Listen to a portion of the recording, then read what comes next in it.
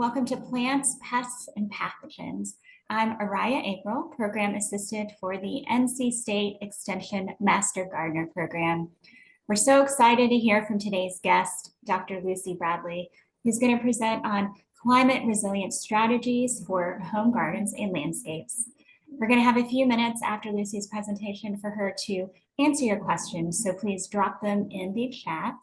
Afterward, Matt Bertone and Mike Munster and the NC State Plant Disease and Insect Clinic will cover our BOLOs, or the plant pests and diseases to be on the lookout for.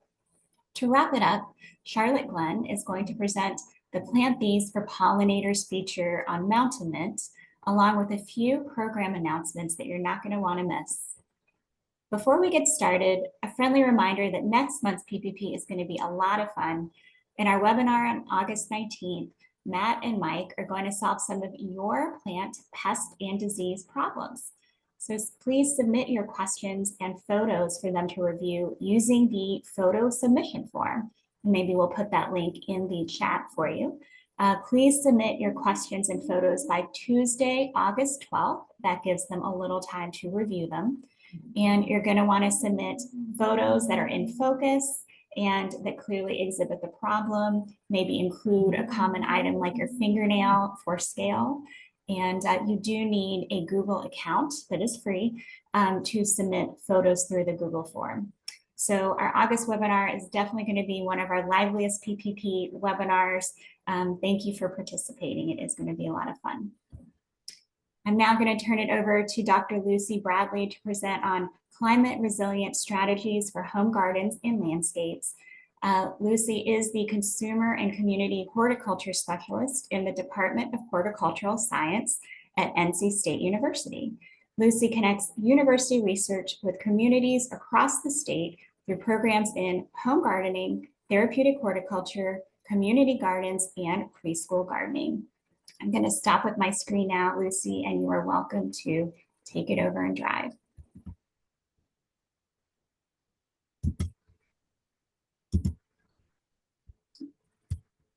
All right, are you seeing my screen? Yes. Yes, we are. Oh, yay. Yes. Okay, you can hear me too. Most excellent. Okay, well, I'm delighted to be here with you guys this morning and excited to be talking about climate resilient gardening. Thank you for the nice introduction. So when we look at what's the climate change impact on gardening, there's a lot of different factors for us to be thinking about. One of them is just a greater intensity, right? So we're going to be having more rain faster and harder, so more likelihood for floods, but also more likelihood for droughts, hotter temperatures, longer times between rains sometimes. Heavier winds, more hurricanes and tornadoes, having temperature extremes. So both day and nighttime temperatures setting new high records, and longer freeze-free seasons coming up. So there's also going to be increased unpredictability. We're not going to have that lovely flow of anticipation of a normal transition from winter to spring to summer to fall. There's going to be fluctuations in that. There will be intermittent, unexpected events in that. There's going to be an increased risk of fire, and all of those things are going to lead to increased plant stress and people stress, but plant stress that we're going to be talking about, and increased pest pressure. So the prediction for North Carolina is that we're going to be warmer, wetter, and that we're going to have rising sea levels. So as it gets warmer, we're going to be less likely to have a winter kill of pests. As it gets wetter, we, with our heavy clay soils in parts of the states, are going to have to be worried about roots being starved for oxygen. If there's inadequate drainage, also be paying attention to erosion from heavy rainfall. And those along the coast are going to be dealing with rising sea level, which means there could be increased opportunity for salt damage and all the problems of wetter soils. So as we think about all these things that are happening, and what are our opportunities to mitigate some of those things and to protect our landscape and our plants, we can think all the way through at every point that we interact with the landscape. So we can start with design and preparation, even site selection before the design and prep, but plant selection and management strategies that we can use once our landscape is in. And we need to be thinking about all that, but we also need to be thinking about how is our gardening impacting the climate and climate change? What are we doing to contribute to those problems? And so some of that may have to be doing with, using gas-powered lawn equipment, burning green waste, putting green waste out for collection. That has to be, picked up and taken somewhere else and managed in other ways. Even just our consumption practices. So anything that we buy had to be produced, it had to be packaged, it had to be stored, it had to be distributed, then it has to be disposed of, the packaging has to be disposed of. So all of those opportunities that we have, or places where we have an opportunity to reduce our impact and our garden's impact on climate change. So some of the things we can do around that is using human-powered tools, doing the composting and stacking on site rather than sending green waste away, and look at opportunities to reduce our consumption, whether that's borrowing tools, purchasing high quality tools that will last, repairing items rather than disposing of them and buying new, and then looking at ways to repurpose. So all of these are things you all know, right? We have had experts come in and from the climatology office and talk to you. We've had horticultural experts talk to you. You have a tremendous amount of information. So I thought what I would do today is just invite you on a journey with me around how I have taken this information and tried to incorporate it into my decision-making process and actions in my own yard as I've looked at trying to make my landscape resilient. So I'm going to walk you through the site assessment, design, site prep, plant selection, and management strategies that I'm using in my landscape. So I recently bought two magnificent beech trees. It takes 3 people holding hands and have to be pretty large people to be able to fit your arms around either one of these trunks. These trees stretch from one side of the property line all the way to the other side of the property line. They are magnificent. You walk in under these and it's just like an embrace, and the temperature drops 8 degrees when you come in under the trees. And I was fortunate because a house came with the trees, so that worked out well for me.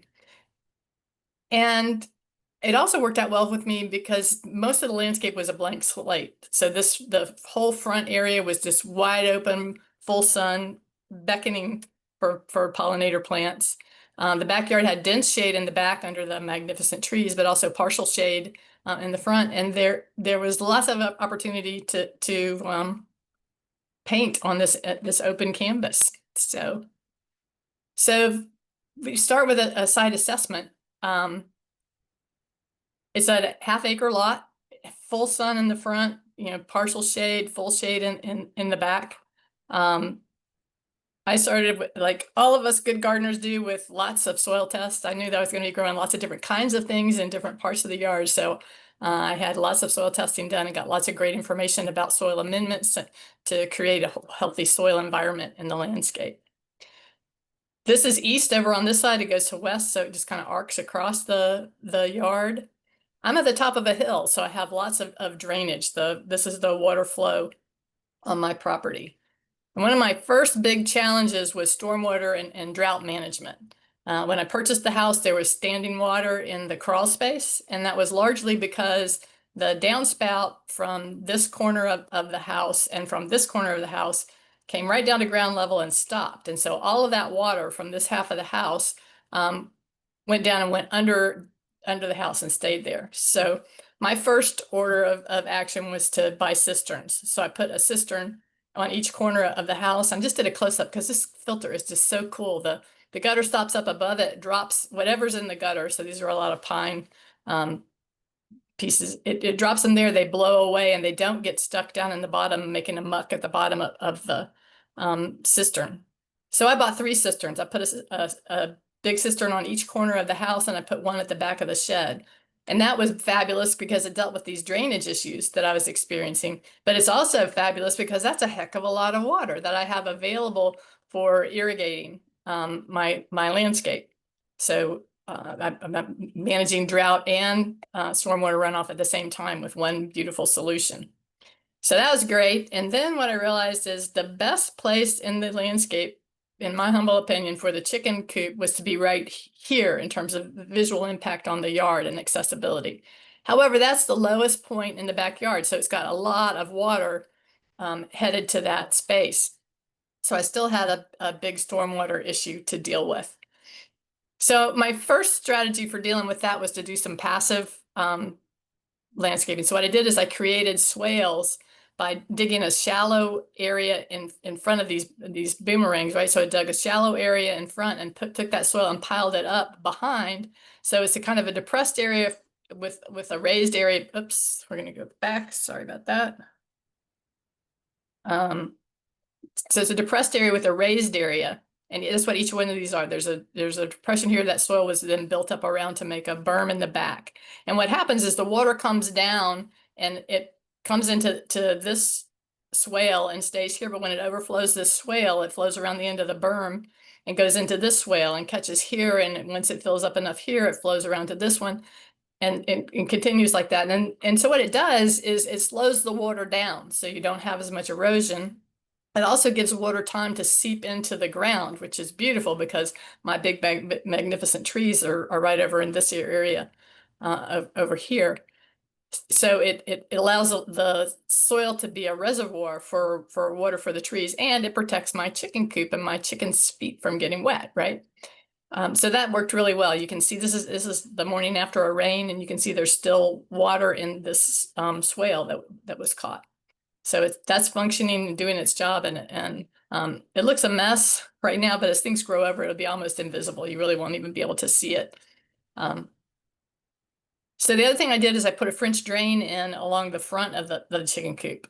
So what this does is all the water that's coming in from this direction comes in. This cloth is covering a perforated pipe. So the water comes in, it can go into that pipe, and then it's channeled out down below the chicken coop. So I straightened this out and then filled it in on top of it so it's not visible, but it's a protective strategy for managing, keeping my chicken's feet dry.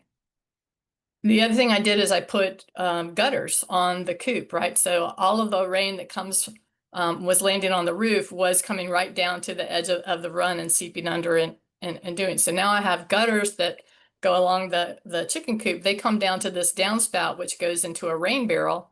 The rain barrel is hooked up to an automatic waterer for the chickens, so they have water on demand. That's rainwater, beautiful.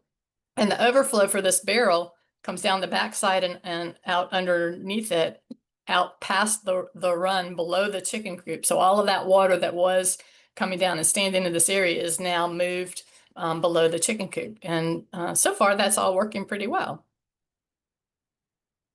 Fire-wise is another thing we need to be thinking about in preparing for the future.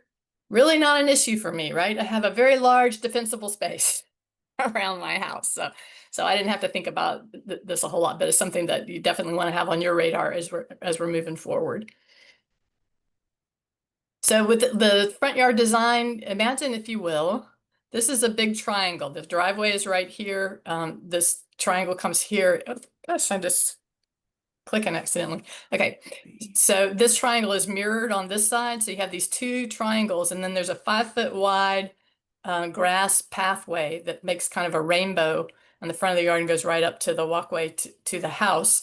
And then it leaves this whole center moon, half moon shape to be a pollinator garden, which has been a lot of fun. So building healthy soil. I'm a huge fan of wood chips. I have a relationship with chipchop.com. This is the 7th of my truckloads of free wood chips that I deliver to anybody. It's a great system. So if you want wood chips, you go sign up on their website, and then as arborists are looking for places to drop their wood chips after they've done work in a yard, they just look and see who's the closest person who signed up that they want wood chips, and they take them and drop them for you. I've had chips as quickly as the next day dropped off. I'm a big fan of wood chips because there's very little chance that wood chips come in contaminated. If you are importing compost, and it's entirely possible that you're also importing persistent broadleaf herbicides. So if that compost has manure in it, and if the animal ate hay that was grown in a pasture that was managed with broadleaf herbicides, those herbicides will pass all the way through the gut of the animal into the manure, and they will persist through the composting process. So they're still there. So that's one way that broadleaf herbicides get into compost. Another way that that happens is, if you're composting lawn clippings that are from a lawn that has been managed with broadleaf herbicides. So it's hard to check and know that. So I bring in wood chips, and that way I know they're clean and they break down and do all sorts of great stuff on their way to breaking down. I use them to suppress the turf. I had a lot of more turf than I wanted to try and manage. So I put cardboard down and then put the wood chips on top of the cardboard, and that was tremendously effective. I only have a couple of places where the persistent grass came through, and so I'll do a second round in those areas. But for the most part, it worked really well. And it's beautiful stuff, right? This is a year later. I just kicked with my boot to show that, that it has wood chips on the top, but right under that is beautiful compost that that wood has broken down and is already improving the soil and feeding the microbes and creatures that live in the soil and making it a much healthier place than it was before it had that top coat of compost of wood chips on it. So my front area, the pollinator half moon that I told you about, I started off with crimson clover, which was spectacular.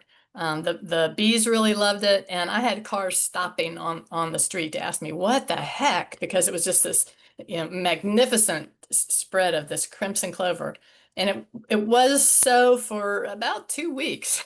And unfortunately, I got a late start with the clover, and right about the time it hit its peak bloom is when we had that really early blast of super hot temperatures, and it just went straight to seed. So it was a teaser of beauty, but I mowed that down, and then I planted buckwheat there, and that has also been really attractive to the pollinators and been a pretty feature in the front yard and functional in a variety of ways as a cover crop, as a pollinator plant.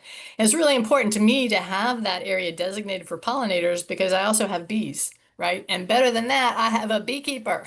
So I contacted the Wake County Beekeepers Association and I said, I have a great space for bees, but I don't have the knowledge or skill to be a great beekeeper yet. Do you have anyone who is in your program who would like a place to keep bees but doesn't have any place for them right now? And they put me in touch with Stella, and Stella has set up this top bar hive in my yard, and she comes and manages it, and I take care of the flowers for them, and we just have a great deal going.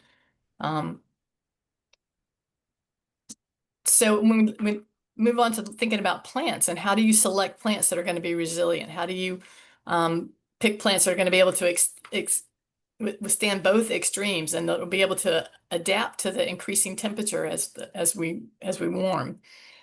Well, of course, we all know that the best place to go for information about selecting plants is the toolbox. And I just want to give a huge shout out to all of the Extension Master Gardener volunteers who have worked hard to make this an incredible tool. Photographers, editors, researchers, there's many, many people doing wonderful work that has brought this to where it is and is going to continue taking it forward. The whole purpose of this toolbox, or the main purpose of this toolbox, is to help people pick the right plant for the right place. So it starts out with asking you, what do you have to offer plants? And then you put that information in, and it narrows the selection of options available to you to plants that will thrive in those conditions. So you want to think about, what do you have to offer plants before you start worrying about what plants are going to do for you when you're selecting plants. The toolbox has almost 4,700 plant profiles. Every single one of those has descriptions. There's 96 data points on each plant. There's images, videos, audio pronunciations, a wealth of information available to you. And it's much richer than most people yet know how to take advantage of. So Scott Zona has done a superb job of creating a lot of how-tos to introduce you to different things that you can do with the toolbox and what's the most efficient way to get answers to your questions. So if you click on the help button up here, that'll pull up a list of all kinds of things. You got an extra 10 minutes, go in and check out one of those tutorials and expand your world in terms of what you can accomplish. So in addition to all of those things on each plant, there's cultivars and varieties for each plant that are listed. There's plants that this particular plant could be confused with. And I love this part because this is based on research that Paul Fonts did when he was a professor teaching plant ID he kept track of every single wrong answer that students gave on his exams. And we used that database of wrong answers to compile this plants most likely to be confused with tool. So, you can go in and say, okay, I think it's this, but what is it you're frequently confused with? And be able to look at those and tease it out. So that's a really powerful tool that we have. It also identifies plants that fill a similar niche, and that doesn't mean they're the same color or that they're that they look alike. What it means is that they have a high number of the same tags. So they may fit the same functional role in the landscape, but it may tease you into thinking about a different option than you would have additionally done. So look at what those ones that are in a similar niche. It provides alternative plants. So if you pull up a weedy plant or an invasive plant, it's going to give you options for, or a plant that just has lots of disease problems. It's going to give you other alternatives of plants that have less problems. It provides lists of all the problems that we know of that the plant has, and it links each of those to an extension publication that tells you how to manage that problem. My hope is that when you see a really long list of problems, you go, oh, there might probably a plant that doesn't have as many issues as this. So it becomes a warning signal as well as a help strategy. And then of course there's the design gallery that shows you how these plants are being used in landscapes.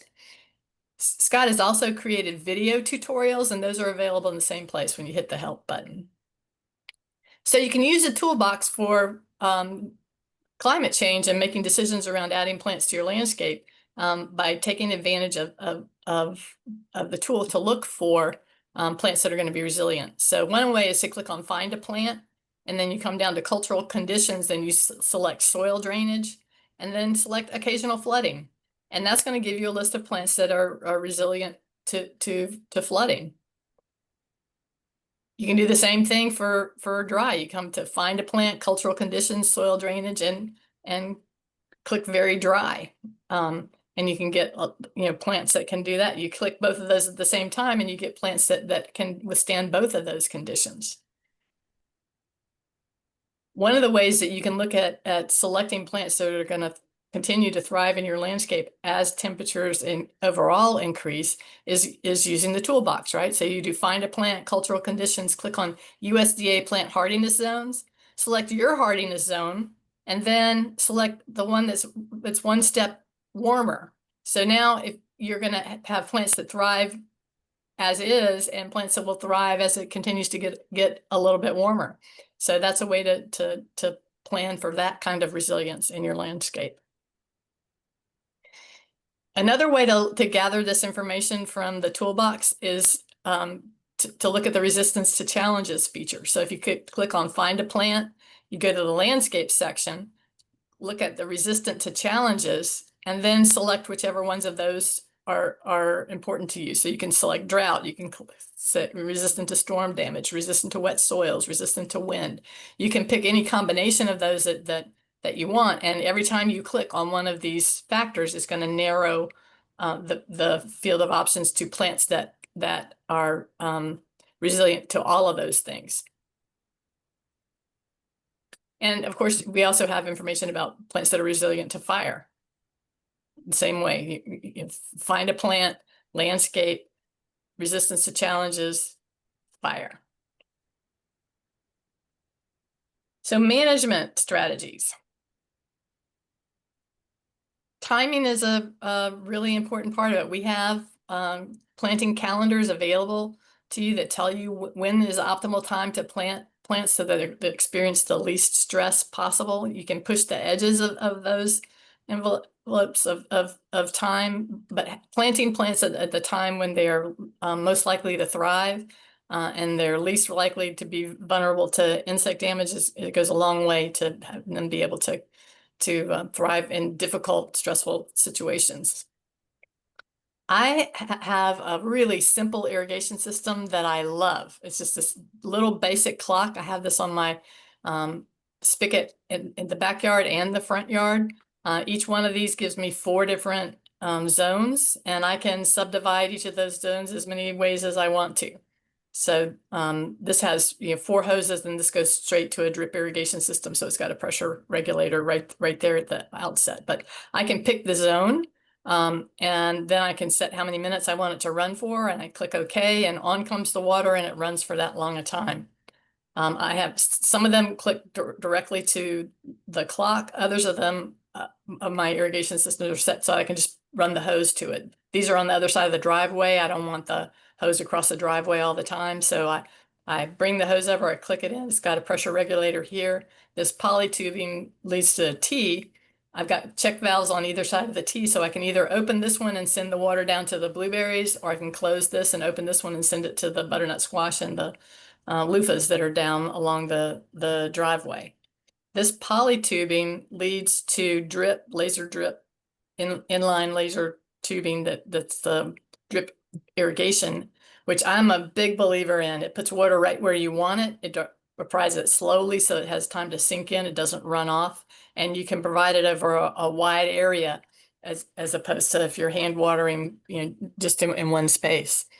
I really encourage you, these lines come out, rather than taking them like this to a dead end, loop them around. So this connects to the poly here, this connects to the poly, and you've got a closed system. So you've got consistent pressure all the way through that line of tubing, rather than having to go out for a long way and having the pressure diminish as it goes out. This keeps the same amount of pressure on every single one of those emitters. So it's a really efficient way to manage your irrigation system. So by having raised beds, it allows water to drain away. It's a lot easier to add water than it is to get rid of water when there's too much of it. So it's a little bit hard to see, but this is an incline, right? So I have loofah and butternut squash planted all the way along the base of this fence. The loofah is growing up on the fence and the butternut squash is growing along. But if we have a heavy rain, the water can come down the the driveway is down here, so the water can run off. My beds are all raised up a couple of inches, which also allows water to drain if there's too much. They have, they're rich with organic matter, so they hold moisture, but they don't get waterlogged because they're raised. This is the driveway, and you can see it's a little bit up. You all know about reducing green waste by not capturing your grass clippings, leaving them there so that you capture and reuse the nitrogen that's on there, organic matter. Lots of good reasons not to bag your grass clippings. I'm a big advocate of composting, and sometimes I am a responsible compost mother and do a really great job of managing the compost so that I have a hot pile and I have a compost thermometer and I go out and it makes me really proud. And other times I'm a stacker, right? If I got too much other stuff going on, I just put stuff there, and then when I have time, I can cut it up into small pieces and work it in. But no green waste leaves my property except if it's diseased, right? So it gets composted in here, and sometimes it pays to be a stacker, right? So this pumpkin vine is a gift from the compost bin that happened because my bin wasn't hot enough to kill the seeds from the pumpkin that I put in there, and I've had 5 pumpkins off here already, and it's well on its way to taking over the universe, right? It's going like this in all directions. So sometimes that's a fun surprise to do. So this is the back of the garage. This is the cistern at the back of the garage that you can see.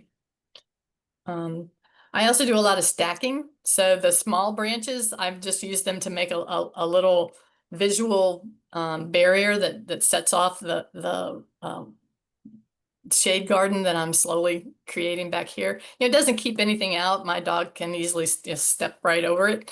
But she knows when she's out of bounds, and I know when she's out of bounds because now I have a defined area. And it just it's I think an attractive way in a natural landscape to guide your eye around, and just to define a space. I also have a big pile at the very back of my property, which is an awesome habitat for lizards and birds and other creatures. And I'm fortunate to have enough space where I can have this back behind the shed, and it's not a visual thing in my landscape, but it provides super habitat, and it keeps this stuff from needing to go to the landfill.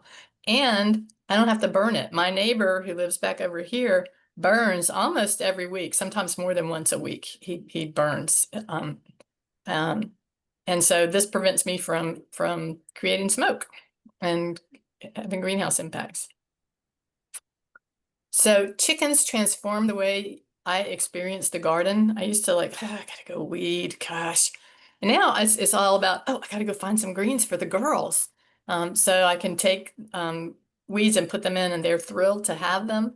I don't worry anymore about weed seeds, right? Because if I put them in there for the chickens, they love the seeds, and if they don't get them all and something sprouts, well, that's just microgreens for the girls. So it's all good. They're just recycling all of that into fertilizer and eggs. Some opportunities for avoiding gas-powered tools. I love this broad fork. You stand on the bar here and it pushes the tines down into the soil. And then you grab the handles and you pull back on them and it lifts the tines through the soil, which breaks the soil up and, and allows to do. And then you use the handles and you pull it back a foot or foot and a half. And then you start over, you put your foot on top of it, put the tines in the soil and pull back. And it's a really rhythmic, meditative, quiet way to work with the soil, as opposed to a rototiller, which churns everything up and is very loud and is also gas powered, and or maybe gas powered. There's also electric ones that you can use, but anyway, it's a wonderful way to work with the soil. I used to use a push reel mower when I had a less lawn to deal with, but I have graduated to an electric mower now that I have so much ground to manage. But there's all sorts of opportunities to avoid gas-powered tools in your landscape.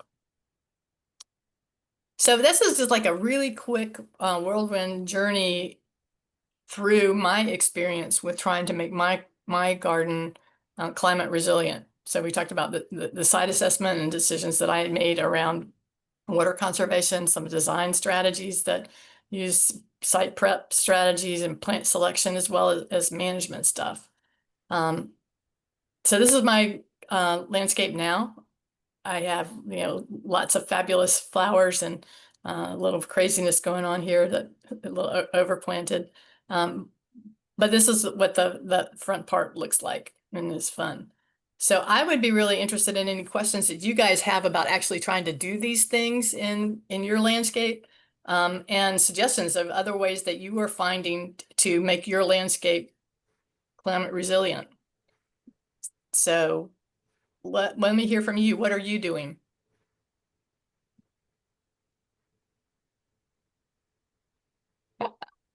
Thank you. And I don't know, Ariyah, do you share, are people allowed to talk, or do you just have a They group? can. And we also have some questions. So do you want to start Oh, with those? cool. Yeah. Thank you so Um, much for all those excellent ideas, a lot of them creative and all of them practical that can be implemented ASAP. First question, how long have you been working on your landscape?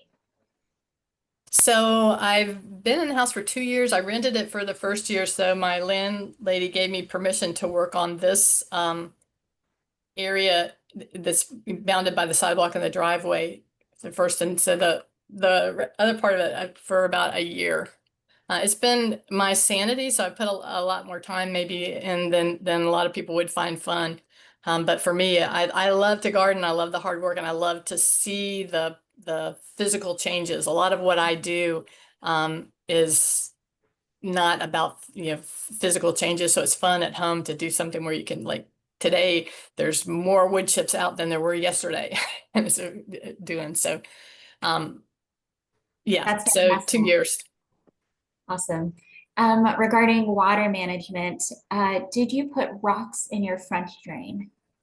I did indeed, and that's no small thing, but that's a lot of bags of rocks to bring in. But there's rocks underneath the drain, and there's rocks around the side of the drain, and there's rocks on top. So what that does is it keeps hopefully the clay from coming in as much and clogging up the pipe, and allows for free flow of water in and out. So yes, indeed, I did.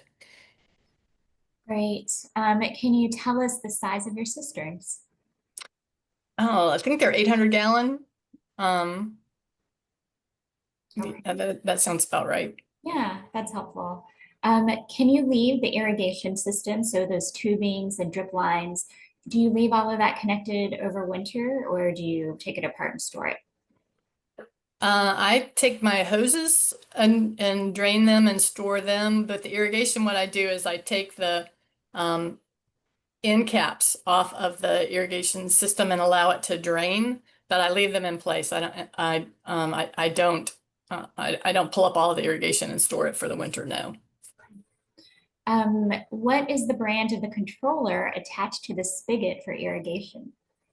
Oh, don't know. Let's see. And we can always find that out and include that in our resources doc. I think it was Eden. Eden, yeah. And I'm sure that there are other ones that are equally awesome. This one I found and I have loved it. It has worked perfectly. I do take these in, right? So I take those off in the wintertime, drain them and keep them inside for the winter. Okay, But it's worked really well. great. Those are great photos. We have another question. How did you decide when and where to install your French drain, and did you do it yourself? I did it myself, but my daughter helped. Okay. I decided where to put it because, let's see if we can go back here. Make you seasick, sorry. I put it right along the front because the water's coming down here and I wanted to keep the water out of the coop. I started it back here and ran it right along the front of the coop, and then the outlet is down below the coop over here. Okay, great. Thank you. And I can show you, let's see if I back up more. You can get an idea for the size of the cistern. So that's just a regular size rocking chair, regular size door, regular size drain, so you get a feel for it. Mm. I highly recommend doing tall, thin cisterns as opposed to fat, wide cisterns, because a lot of what drives the force of the water leaving the cistern is gravity, right? So if you have the weight of more water up high, it's going to give you more force coming down through the hose. You'll have a higher volume of water coming out, more water pressure if you have a tall, thin one. That makes sense. Moving to soil management, a few questions about compost. How does mushroom compost compare to animal compost? Well, wow, that's a great question. I don't know enough about mushroom compost to actually answer that in an authoritarian way. I'm not sure. Do any of you guys know if there are animal manures in mushroom compost? I'm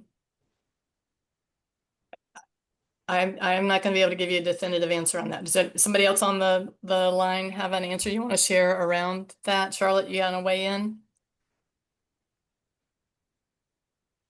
Yeah, I don't have any experience with mushroom compost either because we're not, a big mushroom producing area.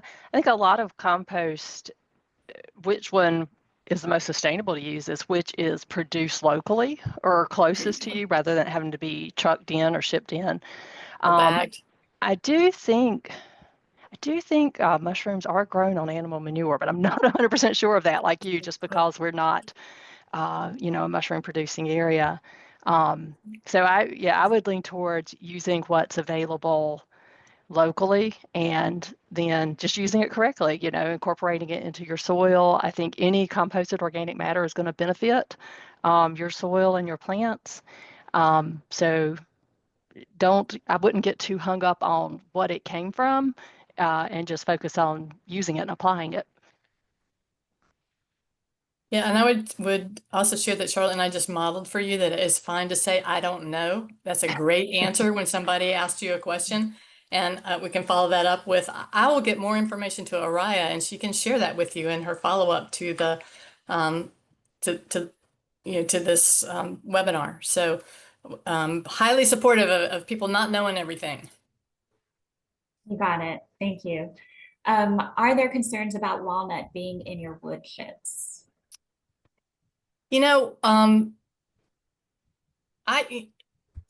Walnut does have chemical properties that suppress the growth of other plants around it. So if you have an option not to choose a black walnut, when I sign up for wood chips, they ask you, what is it that you want? And I say, I don't want anything that's been chemically treated, with fungicides or insecticide. I don't want black walnut, and I don't, what was the third one? Something else that I don't want. Anyways, slipped right through my brain, but you have a chance to put that down. I don't know that they totally, totally pay attention to that. I don't know they guarantee that you won't get that, but I try to avoid that. I don't know, how long that chemical is there and acts as a suppressant. It might be something that you would want. Like for me, actually, if I thought about it, that might be a good thing to put in the area where I have pathways that I know I don't want plants to grow, that would be a natural short-term suppressant for the turf and other things under it. So I guess what I would say is, if you can be aware of what you're using and be thoughtful about where you put it based on what attributes it has, it can all be good. Got it. That cool tiller that we saw, where did you get that? And then do you bring in topsoil for your raised beds? I got this, I think, from Johnny's. I had somewhere, make you guys seasick again. It's called a broad fork. I had one specially made that was a heavier dutier one that does better with heavier clay soils, but it was really heavy. I ended up donating it to the community garden because it was I was really glad I had it, but I was glad to pass it on too. This one is a lighter weight. It works well where, this is not going to work for you if you're trying to start off using it in heavy clay soil. Once you have the soil amended somewhat, then it becomes a really powerful tool. I think I got it at Johnny's Seed. Great. Another question about the planting schedule you follow. Given climate change and this year being rough for vegetables, what do you recommend in terms of the schedule? So we have planting calendars, and those are done with broad recommendations. So you have to kind of decide what's your comfort with risk, right? So I'm pretty comfortable with risk, and I frequently plant lettuce 3-4 times before it makes it, because I like, if I can get it in early and it'll go, that'd be awesome. And I don't mind planting it again. But when you look at those calendars, I think where that this band is either end of this, you increase your risk the farther out you get to either side of the middle of these strands. So you can just decide how much risk you're willing to take. And you can try planting early. If it doesn't work and you have time to plant again, then great. So I rely on the calendars that we have. The vegetable planting calendars for North Carolina. There's one for the coastal plain, one for central, and one for western North Carolina for vegetables. Okay, and we'll include those links in the resources document. Oh, yeah, thank you. We do have a couple questions about, gardening. Someone's asking, I plan on starting a pollinator garden. Would it be a good idea to sow crimson clover to the entire area before I plant flowers?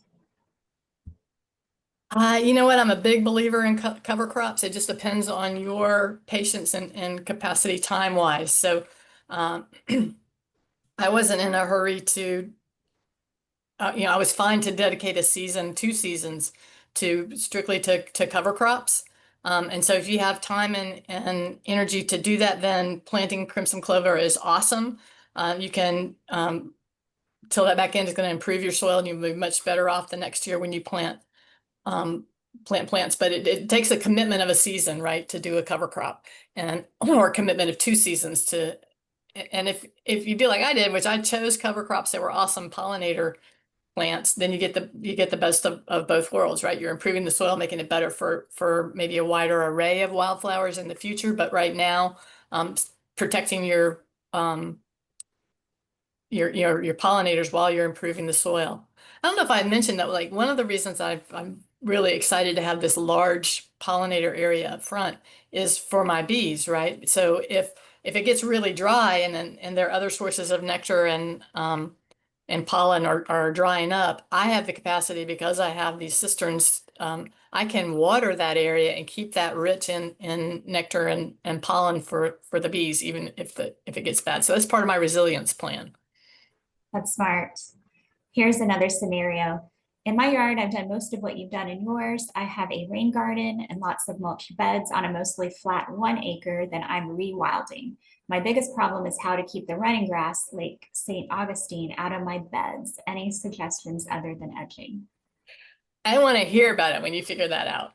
I think that is a huge challenge, and it's something that I'm dealing with every day. I have a friend who highly recommends an edger as a tool that you take right along the edge of your bed, and it cuts down and so it kills off those grasses that are creeping over. I have Bermuda, which is just a nightmare. I just have to say, Bermuda is a nightmare plant in terms of trying to keep it where you want it. So I think, you know, having it heavily mulched, having a clear distinction about where is the lawn area and where is the bed area, so that you can see when things are out of bounds and dealing with it. If you don't have, I don't have one of those edgers yet, but it's something I'm considering, because I have the huge sweep on both sides of that path to deal with. But they also make, you know, a tool that's designed that, you know, it's a blade on a stick, and you basically are manually punching the ground to cut all those runners. That makes Like sense. Matt's point about how many cool things you find when you put mulch out. Lots of great stuff lives in it. Right. And here's a timely question, and we will include the link to the NC State Extension resource about floodwater and food contamination. But the question is, if the floods come in and overwhelm the veggies, do you have any concerns about harvesting based on what might be in the floodwater? Absolutely. Absolutely. Because you have no idea where that floodwater is coming from, whether you have septic systems, or whether the stormwater management has been overrun. There could be all kinds of things in the floodwater that you have no control over. So as Ariyah said, we have an excellent publication that lays out exactly when you need to be concerned and what your options are around managing produce that has been flooded, produce plants that have been flooded. Regarding the design of your landscape, it doesn't sound like you had to contend with an HOA or. Oh, but I want to answer that question, because this is my second yard in North Carolina. My first yard, I got reported to zoning and enforcement, I think 7 times. In my thing, it was quite the journey. I wasn't in an HOA, right? I'm in a neighborhood that I specifically didn't move into homeowners association because I'm a free spirit with my my garden. But I was reported for, well, first of all, my daughter had her train layout in the carport, and so I was reported and told you can't use your carport for anything other than for your car or lawn equipment, that wasn't appropriate. And I had several trees taken down, and they had wood piles.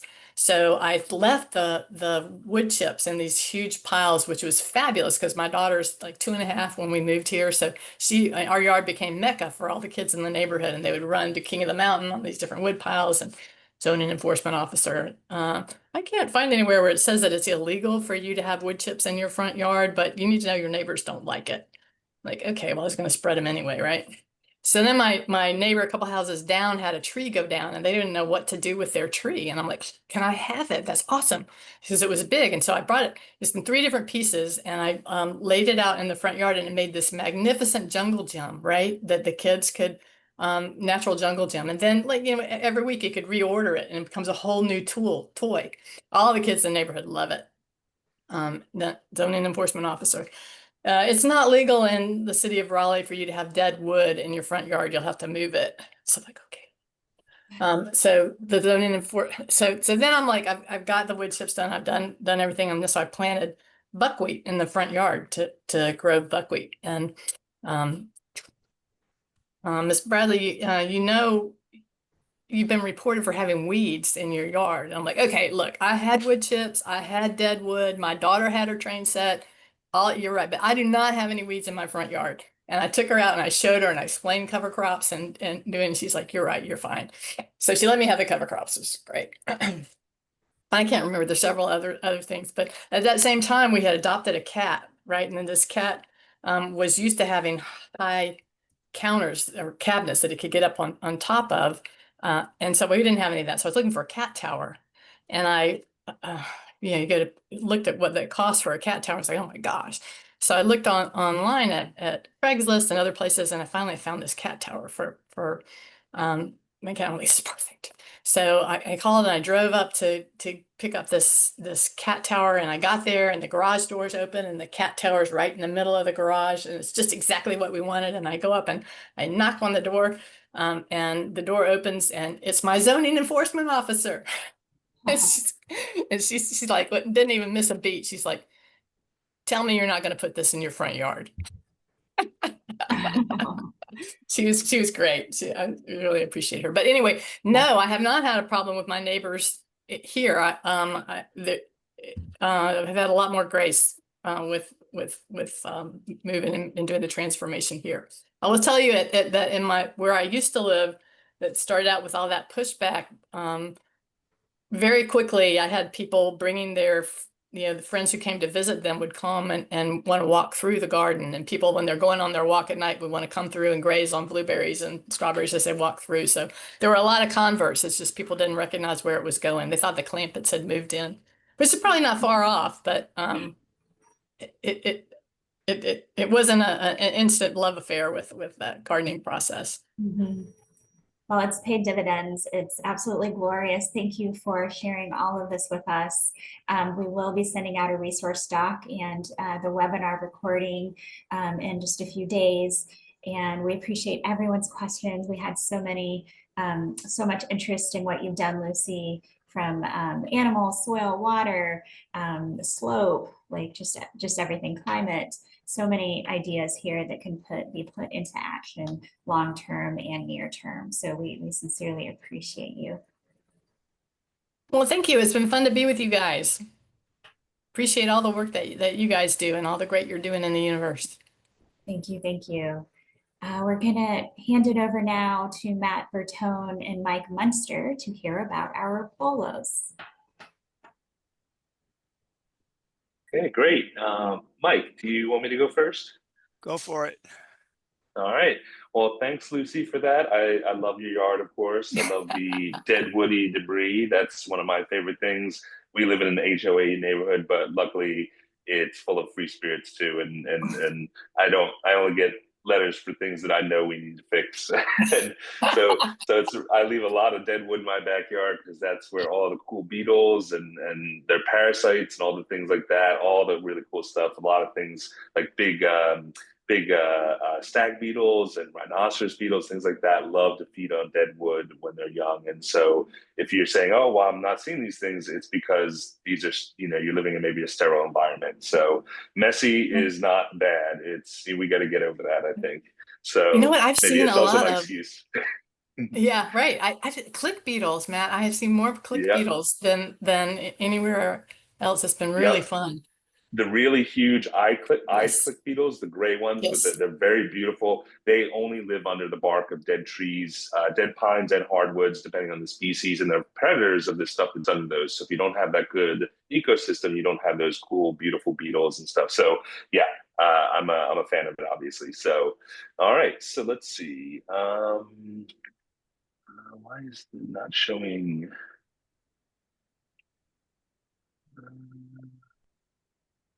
Let's see. For some reason, it's not showing. Oh, there we go. Okay. All right. Let's do some BOLOs. Let's do some arthropod BOLOs. Oh, hold on a second. Let me start over. Start at the beginning. All right. So let's talk about some things to be on the lookout for. Hopefully, you all can see this. Also, I think I forgot to change the date up there at the top. But anyway, so some arthropods to look out for late July, early August or so. You're going to be seeing again cicada killers. I've seen a lot of them this year. There's a lot of cicadas too, and they seem to come out fairly early.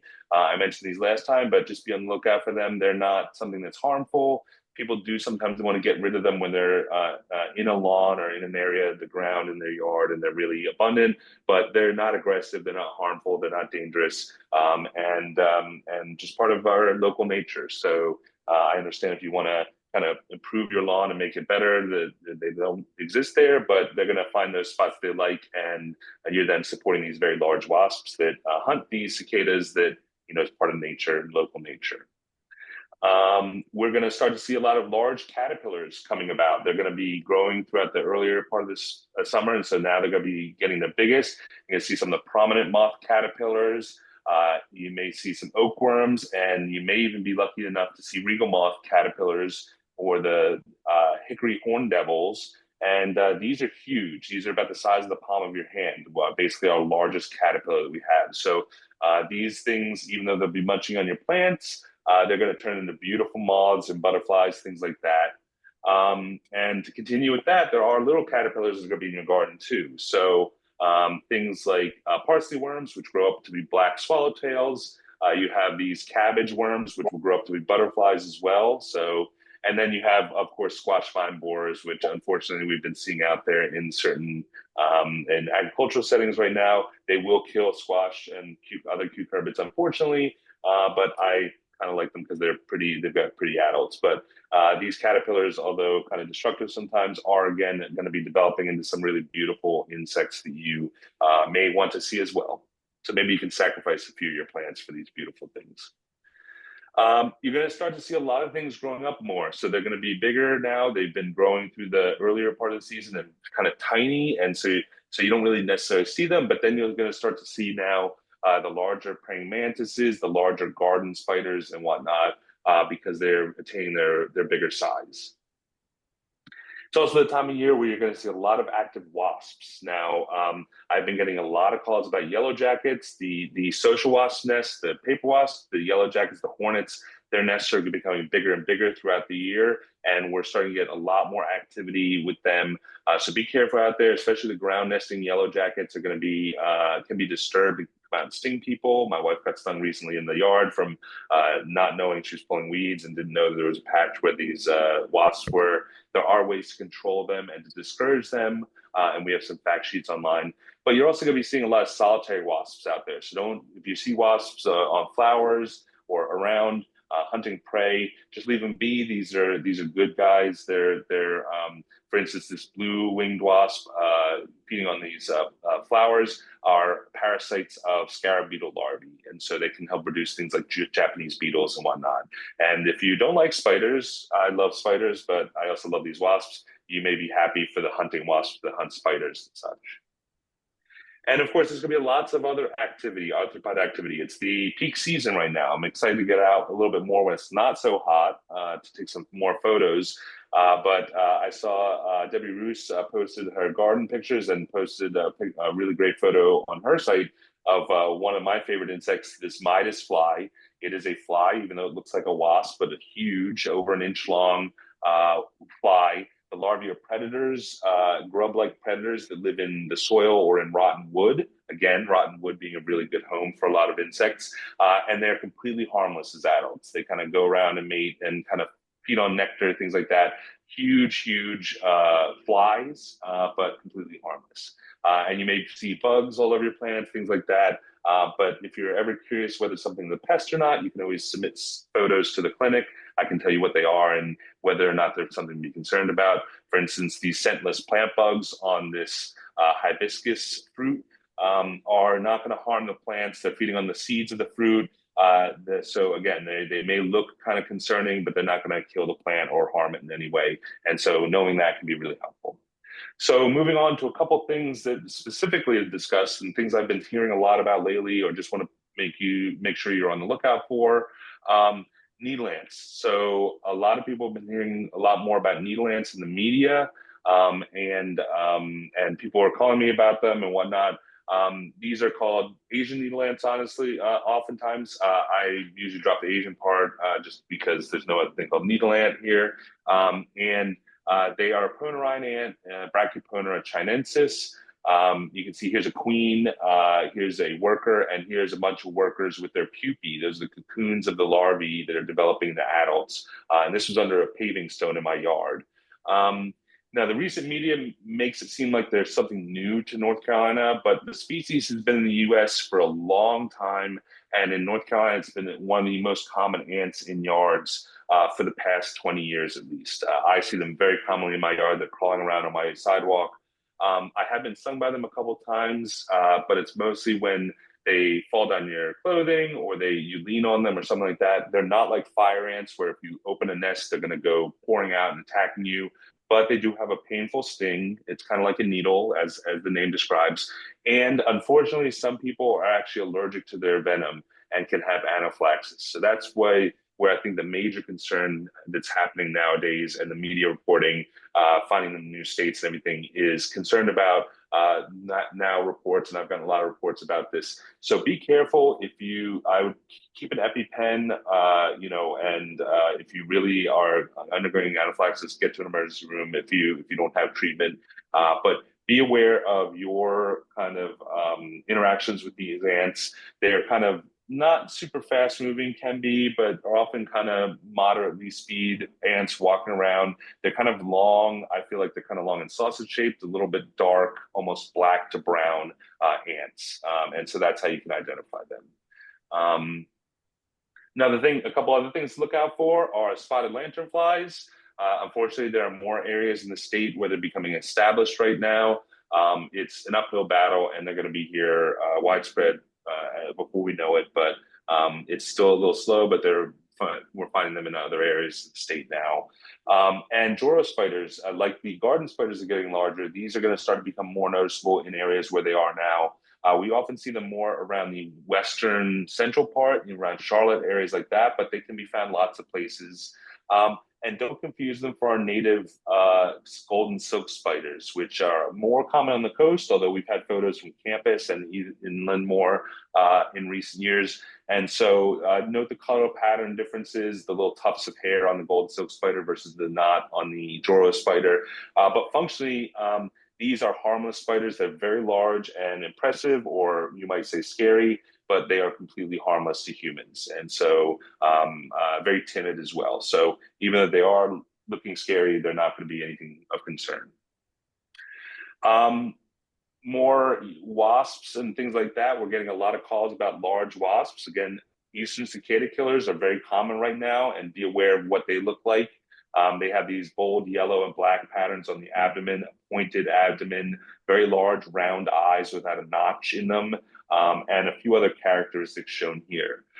There's a lot of European hornet colonies as well around. Note that they have reddish head and smaller eyes, and they also have the stripes on the abdomen that have little teardrops or little spots associated with them. The northern giant hornet, or the murder hornet, or Japanese giant hornet, whatever you're going to call it, is now apparently been eradicated from the Pacific Northwest, and we have no records from North Carolina as well. But in Georgia, we feel like this is probably pretty established and may spread, is the yellow-legged hornet, which is a bit smaller than the other species, but we're still on the lookout for. So if you see any hornet that you're not sure about, let us know, especially these very dark ones with the yellow legs. We're hoping that they're not in North Carolina anytime soon. Back to spiders, I've been getting a lot of calls about large black spiders wandering around that people have never seen before. And unfortunately, they take a photo or hold up the lens to the spider, and you have AI online identify it, and AI invariably comes back with, this is a deadly Australian fennel web spider. Unfortunately, don't use AI to identify these things, or use it as a first pass, but definitely find out from others or look around, because this is actually our native trapdoor spider, Humidia, and they're rarely seen. And so people say, I've never seen this before. This is the first time I've ever seen it. It must be something exotic, whatever. It's rarely seen because they often stay underground in their tunnels, and females basically stay there their entire life. And so the males that are out and about are looking for females to mate with, and they will then die after they've done so. And one thing to note is that this very good characteristic for this genus is this saddle-shaped segment on the third leg, third walking leg. And finally, rain is bringing flatworms out. I want to really clarify some things. So these flatworms, most of them are established. We don't have very many native ones, very few species, but most of the flatworms you're going to see out there are non-native, but they've been here for a long time. And so we are not actively tracking or reporting flatworms. Though, if you do, on our fact sheet, we have a link to iNaturalist, which shows the current flatworm species that have been identified in North Carolina. If you find something that's wildly different or you suspect is different, we'd like to know. but there's no action being taken against them. And we have a lot of species that are here commonly. And so we're not really reporting on those common species. But we did, as you might have heard recently, we did have a new species we identified. The clinic got the samples and we sent it off for identification, and it turned out to be a species that is new to science. So that should be actually added to the list once they get it on there. And with that, I'll answer some questions. I'll let Mike take over.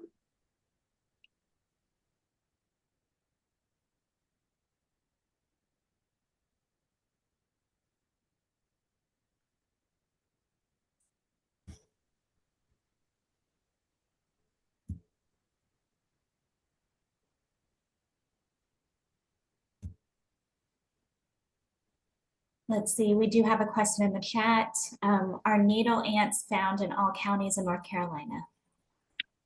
I have not looked, but I would assume so.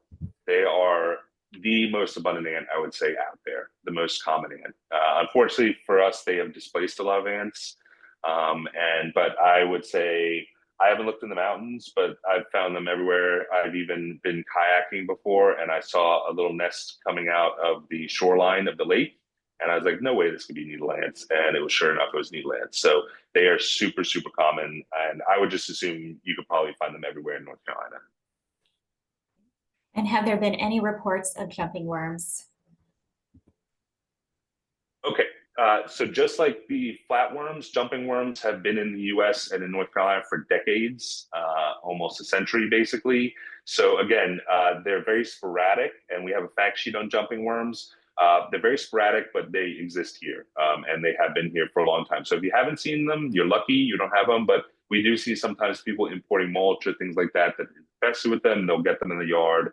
They are very different. There's no control options as far as chemicals and things like that. So really just making sure you're introducing soil, things like that, that's not infested, collecting and killing any adults that you see earlier in the year, because they will breed in the summer, late summer and early fall. Luckily, they only breed one time a year. So if you reduce get them out of the environment, you may reduce the populations in the site. So yeah, but they've been here for a long time. Again, there's a lot of people, just discover these things. The media talks about them, and then you realize, oh, they've been here forever. Like the needle ants, I get all these calls like, oh, should we watch out for needle ants? I'm like, well, you've been living with needle ants in North Carolina for 20 years. So if you haven't noticed them, then I guess that's good, but it's nothing new, let's just say. Yeah, headlines kind of imply breaking news, right? So thank you for that clarification. Those are the questions I see. I think we're safe to kick it over to Mike. All right. Good afternoon, everyone. I want to mention that this is very difficult, because who wants to follow a presentation like Lucy's and then a presentation like Matt's? But we will attempt to do a few BOLOs here. Also, first, I wouldn't call it a shout out, but a special greeting to those who suffered the effects of Chantal earlier this month, and also those who may still be recovering from Helene up in the mountains. And also at the top here, a quick apology. I'm broadcasting from the lab, and you may hear some background noise from the sterilizer that's running. General garden BOLOs for August for our area. Well, with all the moisture we've had, we're certainly going to be looking at a lot of things growing, and among them we may see some sooty molds, which will be the ones growing on insect droppings, mostly on plants. So to the extent that the insect droppings are getting washed off, we may actually see less of that. That's just speculation, but I do expect that we'll be seeing more of the slime molds. We talk a lot about the dog vomit slime mold pictured here on the left, on the right, but we'll see others too, like the Physarum that you see here growing on the grass and on the clover in the center picture. And all kinds of mushrooms and conchs will be coming out. This is an example of one that we wouldn't like to get sent in as a sample, but because of its condition, this was some kind of an earth ball, that maybe a scleroderma, that came in January of this year. So make sure you touch base with us if you are interested in submitting any samples of mushrooms or conchs. Get some good pictures both above and below, and reach out to us. like Matt, I have a couple of bolos that I want to do a special feature on, and I'm subtitling this Taking Our Lumps, and you'll see why in a moment. But on this whole idea of conchs, this is a wood decay fungus that is called brittle cinder. And the last 2 years, we've had quite a few cases of it. It really caught my attention.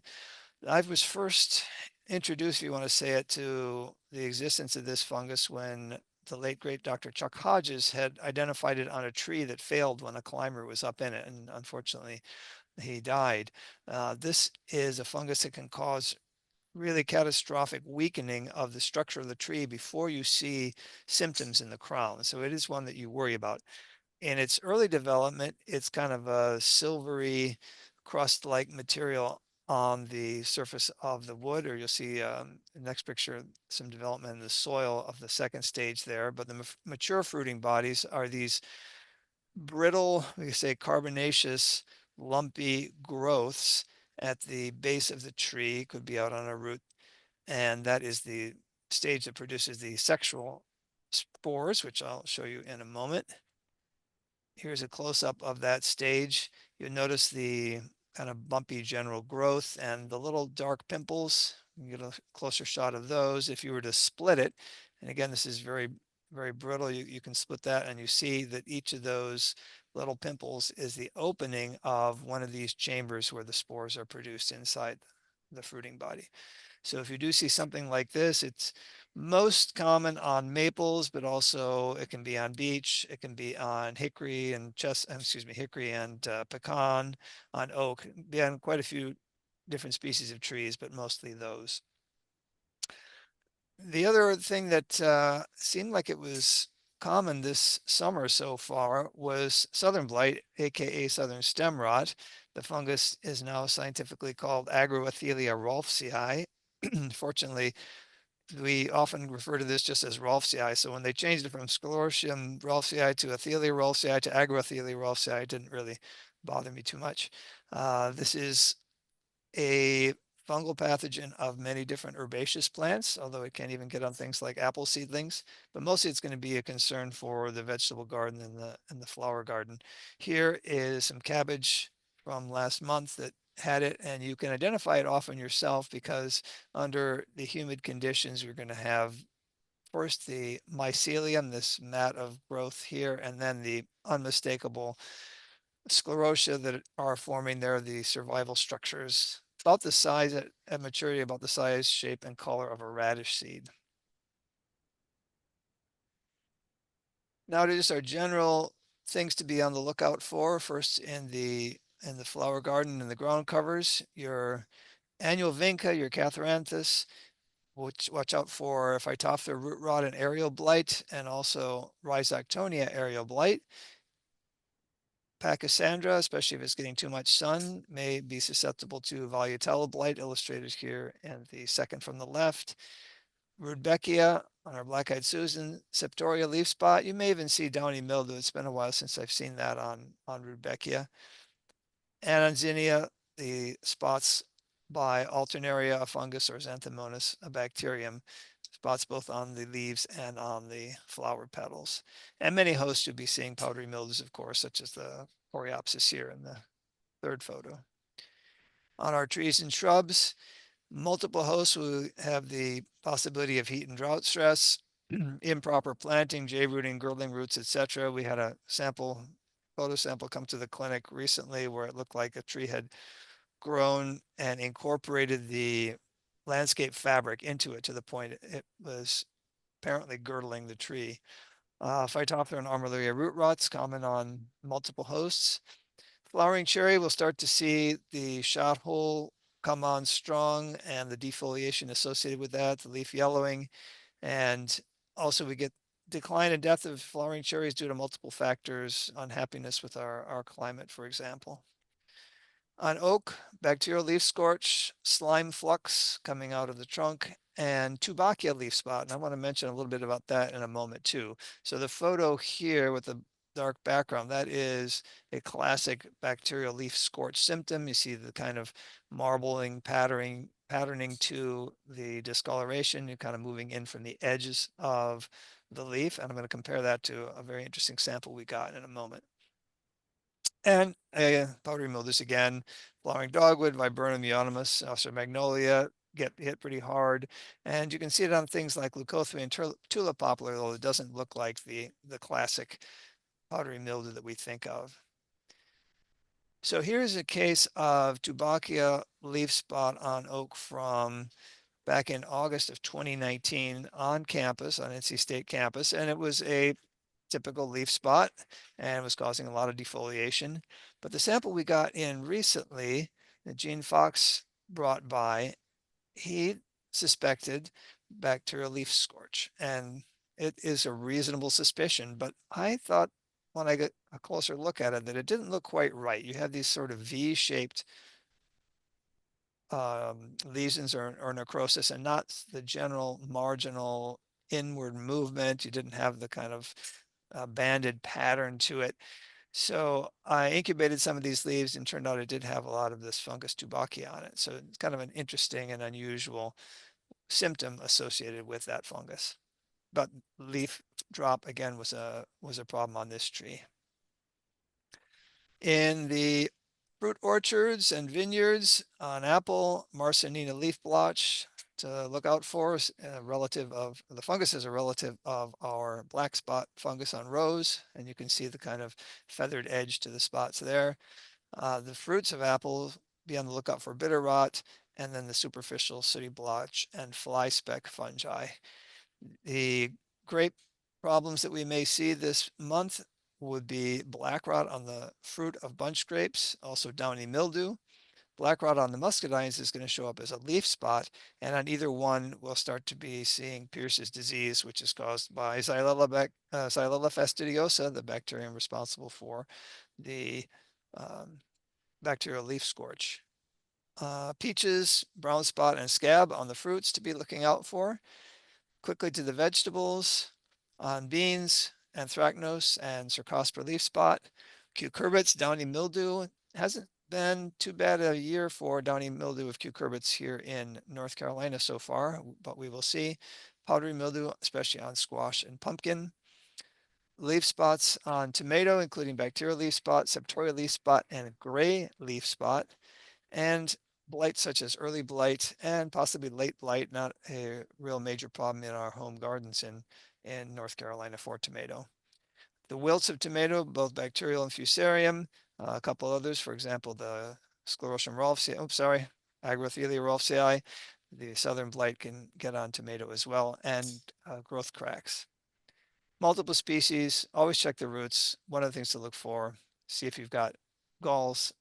That would be a signal, a sign, a symptom of root knot nematodes.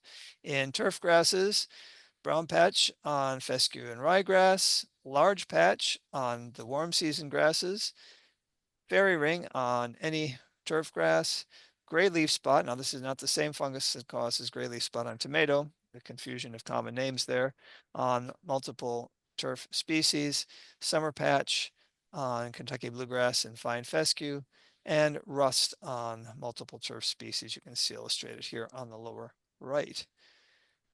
And as always, if you just can't get enough BOLOs from hearing Matt and me every month, you can go to our webpage and click on the BOLO link for a month-by-month list of what to be on the lookout for. Thank you, Mike.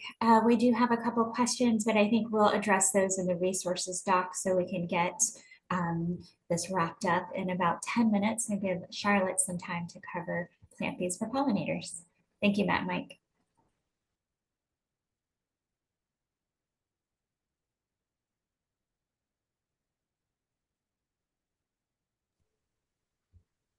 Charlotte. There we go. Yes. When I shared my screen, screen, everything moved. I could not find the unmute. So there we go. So I'm really excited about the Plant These for Pollinators plant this month. It's one from when I first thought of doing this segment, this was the first plant that came to mind. But before we jump into that, just a reminder to everybody that all of the slides that have been featured in the Plant These for Pollinators series are available to you. The link here and the QR code will allow you to view them, and you can download them and use them for extension programming.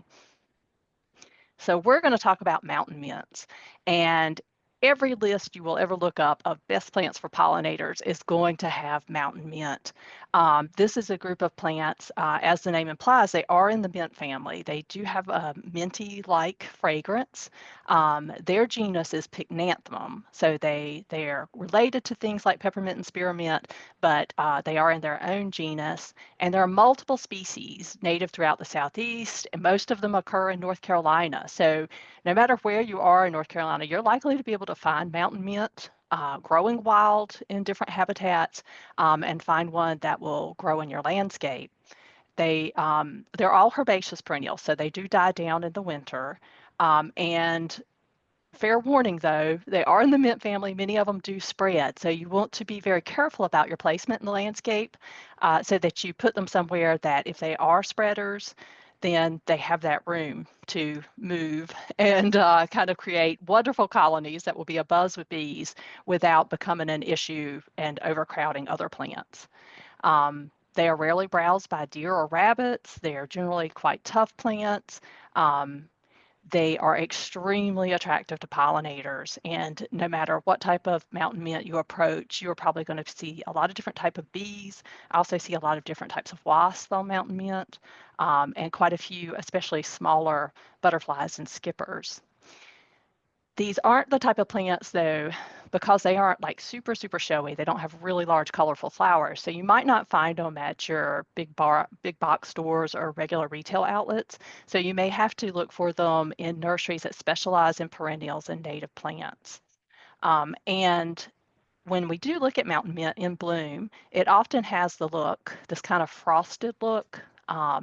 And there are both flowers and bracts here making up the whole inflorescence that we see. And the flowers are actually really pretty small on mountain mint, and you see them in the center, and that's what the bees and the wasps and the pollinators are visiting to gather nectar and pollen. So they're quite small, but they're surrounded in many species by these bracts, which are modified leaves that have this frosted look that makes the what we would call the bloom look much bigger, and draws your attention as well as the attention of our pollinators. So we're going to look at 3 species, and I do have, fair warning, the ones that are more spready and a little more vigorous in the landscape are noted. So we're going to talk about the hoary mountain mint, which is probably one of the most attractive species from a human standpoint. Pycnanthemum incanum, the blunt mountain mint, Pycnanthemum muticum, and then this one you'll notice doesn't have the spread warning, because it's not as aggressive. It does spread, but it's more like a nice mat that just spreads a little bit each year. And that one's the narrow leaf mountain mint. So we'll start off with the hoary mountain mint, which hoary means frosted or kind of covered in white, which you can see by the picture, which I just took last week at the J.C. Ralston Arboretum. This group of plants is Pycnanthemum incanum. They all used to be one big genus, one big family altogether, or one big genus altogether. But more recently, these have been separated out into multiple different species. So I've got the similar species listed below, Pycnanthemum lemicii and Pycnanthemum pycnanthemoides. So when you approach a Pycnanthemum that has this look, sometimes it could be really difficult to tell exactly, is this incanum, is this pycnanthemoides? Both incanum and pycnanthemoides are more spreading, whereas true Pycnanthemum lemicii tends to be more of a clumper. Sometimes though, these may be kind of mixed up in the trade. So, I would observe a plant a little bit before you maybe place it in the landscape. There are a couple of cultivars that have been selected that are more clumping, Eagle Rock and Stowaway. Stowaway actually came from the Daniel Stowe Botanical Gardens in North Carolina. But this Pycnanthemum incanum and these other close relatives all have very similar growth habit as far as height, 2 to 4 feet tall. And they have these kind of pale pink flowers that are surrounded with these large silvery bracts. And they're summer bloomers. This one, I would say, is going to be happier with a little more moisture than the other two species we're going to look at. So give this one, you know, the nicer site, or maybe some shade in the afternoon, and it will reward you with lots of blooms and lots of pollinators. The QR code on the slide will take you to the link to this plant or the profile of this plant in the plant toolbox, as well the link that's embedded in the plant name. So you can learn lots more about each of the plants featured. So this is one thing you may want to observe. If you're not sure a plant you're about to put in the ground is likely to spread by roots, take a look at the root system in the pot itself and look for rhizomes. On perennials, these tend to be kind of wrapping around the pot. Same with woody plants as well, but you can even see, if you could just make out some little leaves just kind of coming out, those are going to be the growth point. So as soon as that hits the surface and gets some light, that's going to turn green and grow up into new stems. So these are rhizomes. This is a spreading type of root system. Technically, it's a modified stem, but it's there to help the plant spread. And you can see that these rhizomes are thicker than just your normal roots, your feeder roots that are helping feed the plant. And when you see this, know you need to put it in a place where it's going to have plenty of space to spread out. So another spreader is the blunt mountain mint or Pycnanthemum uticum. I should note that the common name mountain mint would make you think these only grow in the mountains, but as already mentioned, they are common throughout the Southeast and across North Carolina. And they all have multiple common names, so I've kind of chosen one that I see more frequently. But you'll, like with all common names, you will see many different references to these plants. That's why it's always important to be aware and to know the scientific name as well. So blunt mountain mint is Pycnanthemum uticum. It is definitely an aggressive spreader. Also, you know, similar height as we looked at before, 2 to 4 feet tall. It has these little tiny white or sometimes purple spotted flowers. They also have silvery bracts, but the bracts are a little smaller than on the Incanum species. So, and they're a little kind of shorter, which is what gives it that name, blunt mountain mint. This one's very tough, very drought tolerant. It'll pretty much survive in most places. The leaves are also very fragrant. And it is also the one that you will see in study after study top rated for pollinator activity. This is just one study from Penn State where they looked at, now I think it's around 70 different species of native plants. And for 3 years, they counted the number of pollinator visits. And you can see Pycnanthemum uticum, which they're referring to as clustered mountain mint, another common name. It not only was the top, it just blew the next plant out of the water, which was Solidago rigida, a type of goldenrod. And goldenrods are also renowned for being great pollinator plants. So if you want to see pollinators and a just huge variety of pollinator activity, this is the plant you want, but you want to give it plenty of space. And I'm going to try playing this short video that I took. I have a meadow area in my landscape, and I have a ginormous swath of this Pycnanthemum, and you as soon as you get close to it, you hear the bees. There's also going to be a bird calling, so that might overwhelm the sound of the bees, but hopefully the sound of the bees will come through. And if not, at least you'll see them moving around on the screen.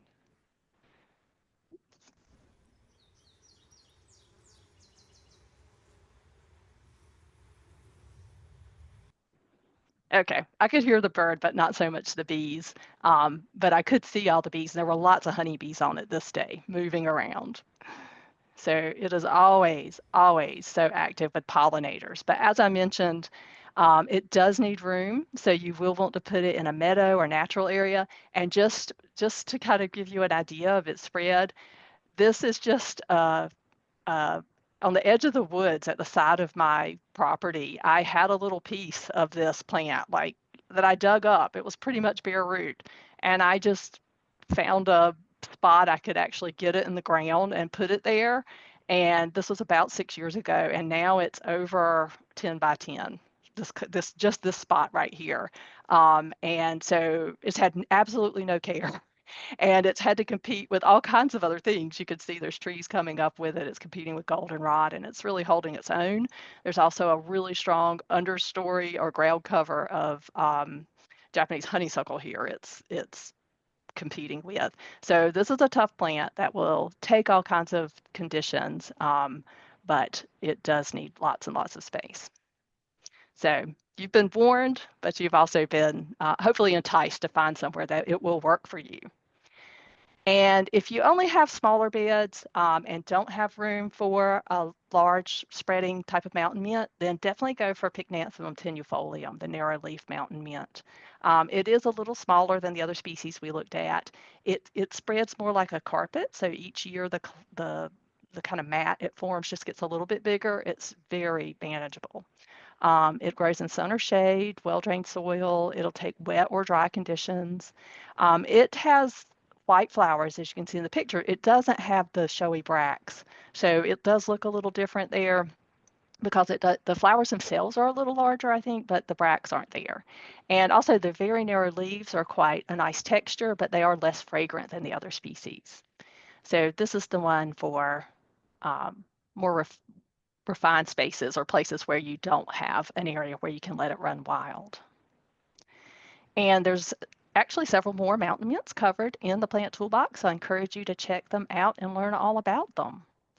Find which is the right one to add to your landscape. And with that, I just check in chat really quick, just some compliments, or I think some people saying they have mountain mint, and it's a great plant for pollinators. Great, thanks for sharing.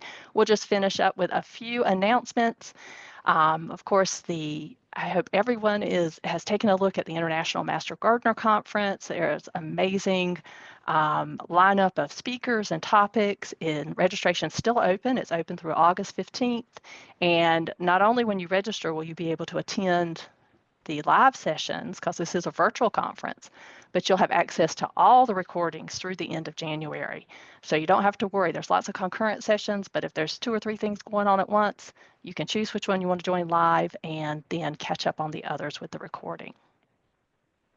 If you missed either of our recent continuing education webinars, those recordings are posted on the North Carolina Extension Master Gardener intranet on the continuing education page, and they were both excellent. I encourage you to check them out if you weren't able to join in live. If you want to receive more frequent updates from the state program about things that are going on, like webinars that are coming up and recordings being posted, sign up for our Google group that we call our Breaking News Google group, where we send maybe one, sometimes maybe twice a week, an email. So we're not going to hopefully overwhelm you, but it will give you those more frequent updates. And we hope everybody has their calendar marked for the Great Southeast Pollinator Census next month, actually just a month away from today. There was a fantastic webinar July 10th. Matt Bertone was one of the excellent speakers talking about insect ID. If you missed that, the recording is available, and we'll add that to the resource doc that goes out after this. There's another webinar coming up August 14th. If you haven't registered yet, please be sure to do so, because you'll need to register to get the Zoom link. This is posted on the EMG intranet calendar. It will take you to a link where you can actually register via Google form to get the Zoom link. And in addition, Amanda Wilkinson, who is our state coordinator for the Great Southeast Pollinator Census in North Carolina, has created an amazing array of resources that are available on the website for the Great Southeast Pollinator Census in North Carolina. So I encourage you to go there and explore things. You can register an event if you're holding a local event. You can talk about your resources. You can explore resources and guides for different groups, and there's wonderful marketing materials. And I should say that's Amanda Bratcher. I always want to refer to her by her maiden name. And then just a few last things. Really encourage you to check out the Gardens, Lawns, and Landscape online course series that Scott Zona leads and teaches. These are based on the Extension Gardener Handbook. They're a great refresher from Master Gardener training. They are not Master Gardener training itself. They're open to the public. Anybody can take them. And the next course coming up is Landscape Materials and Design starting September 1st. So it is open for registration. Also open for registration is a couple of the therapeutic horticulture online courses. Both the Intro to Therapeutic Horticulture, which is the beginning, the one you need to take, I think, to move forward through the other classes. And then if you're already working through that program, course 3, I believe, is also still open, Accommodating Diverse Populations. That one will begin August 11th. All right, everything plants, pests, and pathogens on the Extension Master Gardener intranet on the North Carolina site. So check it out. You can find the recordings. You can see the schedule. And of course, submit your photos for our August webinar. It's always an exciting one, always one that's a lot of fun and very interesting to see what comes in.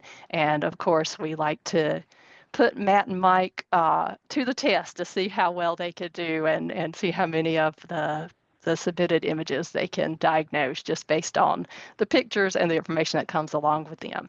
So we look forward to that and look forward to seeing you then. And we will have a chance also to say, I don't know, quite a few times as every year when this comes up. But yeah, it's a great session. Absolutely. It'll be a good opportunity to model that behavior, as we were talking about earlier. And also just to get some tips on how to take and submit good images that will increase the chances that it can actually be diagnosed. All right. Thank you, everybody, for joining us today. Thank you, Matt and Mike. Thank you, Lucy. I just have to say that was such a wonderful and engaging way to present the information, to tell us how you have made your landscape more resilient, and really appreciate you joining and sharing that with us today.